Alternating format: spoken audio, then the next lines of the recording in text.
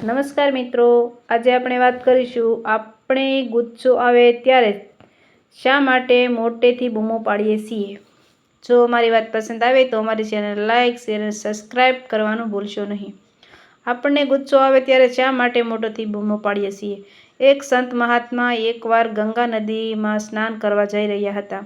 ત્યારે તેમણે કિનારા ઉપર એક કુટુંબના કેટલાક સભ્યોને જોયા। તેઓ ગુસ્સામાં એકબીજા પર જોર-જોરથી બૂમો પાડતા હતા। સંત તેમના શિષ્યો સામે જોઈને બોલ્યા, માણસો ગુસ્સામાં એકબીજા સામે બૂમો કેમ પાડતા હશે?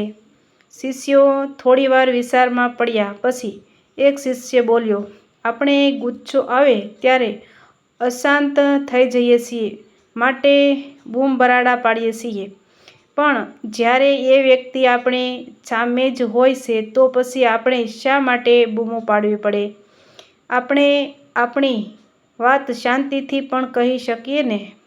સંતે પૂછ્યું। શિષ્યોએ બીજા કેટલાક જવાબો આપ્યા, પણ સંતને એનાથી સંતોષ થયો નહીં। પછી સંતે સમજાવ્યું કે જ્યારે બે વ્યક્તિઓ એકબીજા પર ગુસ્સે થાય છે ત્યારે તેમના હૃદયો વચ્ચે ઘણું જ અંતર પડી જાય છે। તેમના હૃદયો એકબીજાના સાનિધ્યથી દૂર થઈ જાય છે અને એ દૂરીને પહોંચી વળવા માટે તેઓ જોરથી બૂમો પાડે છે। બે વ્યક્તિઓ જેટલી વધારે ગુસ્સે થાય એટલી જ વધારે મોટેથી બૂમો પાડે છે કે જેથી તેમનો અવાજ એકમેકના હૃદય સુધી પહોંચી શકે।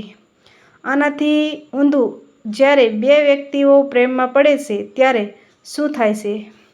તેઓ એકમેકની સાથે એકદમ ધીમેથી વાત કરે છે, કારણ કે તેમના હૃદયો એકમેકના સાનિધ્યમાં હોય છે।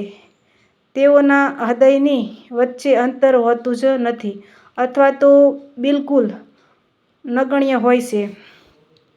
સંતે આગળ કહ્યું, જ્યારે તેમનો પ્રેમ થોડો વધારે પરિપક્વ થાય છે ત્યારે તેઓ એકબીજા સાથે ગુપચુપ કરતા હોય તેવી રીતે વાત કરે છે। હજુ વધારે એકમેકનું સાનિધ્ય મેળવે અને પ્રેમ પરિપક્વ બને એટલે તેમને બિલકુલ બોલવાની જ જરૂર રહેતી નથી। તેઓ એકમેકના આંખ કે ચહેરાના હાવભાવ પરથી એકબીજાની વાતને સમજે છે।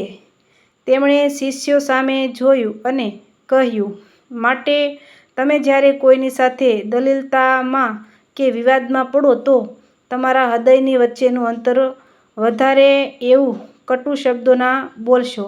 તેનાથી માત્ર તમારા મન વચ્ચે અંતર વધશે અને એક સમય એવો પણ આવશે કે તમે ગમે તેટલા પ્રયત્ન કરશો તોય એ દૂરીને ઓછી કરવા બે હૃદય વચ્ચે સુમેળનો સેતુ નહીં બાંધી શકો। આવા જ નવા વિડીયો જોવા માટે અમારી ચેનલ લાઇક, શેર અને સબસ્ક્રાઈબ કરજો।